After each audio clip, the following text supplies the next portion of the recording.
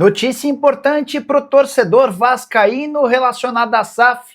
Vídeo de hoje do canal do Nicola traz detalhes, últimas de mercado, bastidores, finanças, aproveitamento espetacular de Renato Gaúcho no Vasco da Gama. Tem as últimas do mercado, bastidores, finanças e muito mais. Fala aí pessoal, sou Jorge Nicola, bem-vindos a mais um vídeo do canal, sempre bom ter vocês por aqui. Sem perder tempo, pedir para deixar like, se inscrever no canal e ativar as notificações. Agora sim, bora começar o vídeo falando sobre o sorteio da Libertadores da América e dá para cravar que o time mais azarado de todos foi o Cruzeiro, que caiu no grupo da morte, com Boca Juniors, Universidade Católica do Chile e Barcelona do Equador. O Flamengo deve passar em primeiro, apesar de fazer parte de um grupo com Estudiantes, Cusco e Independiente Medellín. Para mim, o Fluminense também é favorito a terminar em primeiro, num grupo com Bolívar, La Guaira e Rivadavia. Corinthians caiu num grupo chato, com Peñarol, Santa Fé e Platense, mas dá para imaginar o Corinthians terminando em primeiro. Palmeiras está ao lado de Cerro Porteño mais uma vez, Júnior Barranquilla e Sporting Cristal. Para mim, o Palmeiras passa sem grandes sustos. Já o Mirassol não deu sorte, mas pode passar caso faça boas exibições, confrontos contra a LDU, para mim favorita do grupo, Lanús, segundo maior favorito, e Always Red da Bolívia. Quero falar agora sobre o sorteio da Sul-Americana com vários brasileiros. Dá para dizer que São Paulo e Vasco pegaram os grupos mais complicados, embora seja possível imaginar que ambos passem. Vasco encara Olímpia, Audax Italiano e Barraca Central. São Paulo enfrenta Milionários, Boston River e O'Rings, que eliminou o Bahia na fase de pré-Libertadores. Já o Galo pegou o grupo mais tranquilo de todos os brasileiros, incluindo Sul-Americana e Libertadores. Cienciano, Puerto Cabello e Juventude.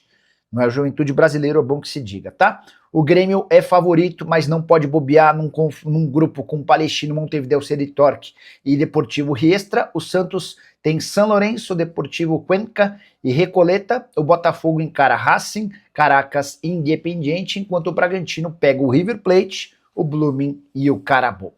Já uso o espaço para comentário para opinar. Quem deu sorte? Quem deu azar? Quem corre risco de não se classificar? Tô curioso para saber a sua opinião, beleza? Bora de notícia no Vasco da Gama. Queria destacar o excelente aproveitamento de Renato Gaúcho à frente do Vasco. São apenas 3 jogos, mas com 2 vitórias super importantes e um empate contra o Cruzeiro. Nessa quarta-feira, mais uma vitória, agora de virada por 3-2 contra o Fluminense. Destaque para a forma como o jogo foi conduzido.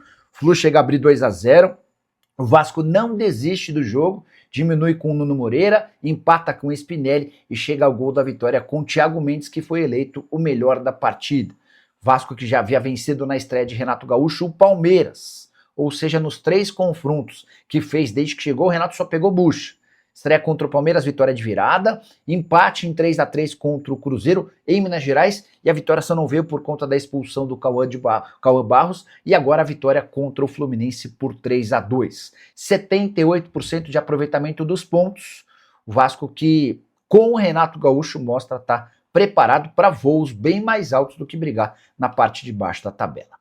Hora de falar sobre o Vasco, que foi valente no empate em 3-3, segundo jogo do Renato Gaúcho e segunda boa exibição. Não fosse pela expulsão do Cauã Barros aos 14 minutos do segundo tempo, e eu tô para dizer que o Vasco venceria o Cruzeiro no Mineirão. Só para contar um pouquinho da história desse jogo, o Christian abre o placar no primeiro tempo, o Cauã Barros empata e vira com 2 gols no início do segundo tempo. Ele faz o primeiro gol aos 7 e o segundo aos 9, mas aos 14 minutos da etapa final, o Cauã leva o segundo cartão amarelo e deixa o Cruzeiro com 1 a menos.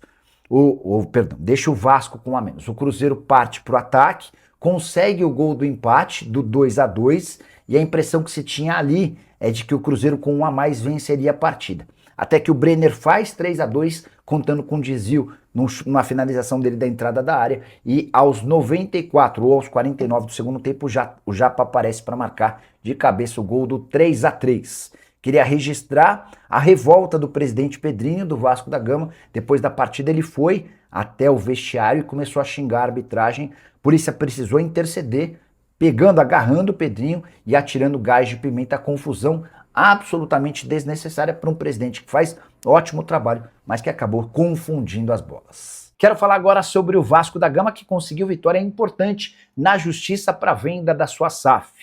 Você sabe que o Vasco negocia há semanas, para não dizer meses, com com Marcos Lamáquia, filho de José Roberto Lamáquia, dono da Crefisa e marido da presidente do Palmeiras, Leila Pereira. Pois bem, o Vasco conseguiu reverter a penhora judicial de 10 mil ações de sua SAF. Isso destrava um obstáculo burocrático que ameaçava diretamente a venda para novos investidores. Tudo começa quando existiram cobranças de um escritório de advocacia por conta de honorários, por conta de prestação de serviços ao Vasco. O Vasco acabou não fazendo o pagamento e essa dívida de 3 milhões de reais, 3 milhões e meio, para ser mais preciso, acabou resultando no bloqueio imediato de milhares de papéis da SAF. O Vasco conseguiu na justiça acabar com essa vinculação.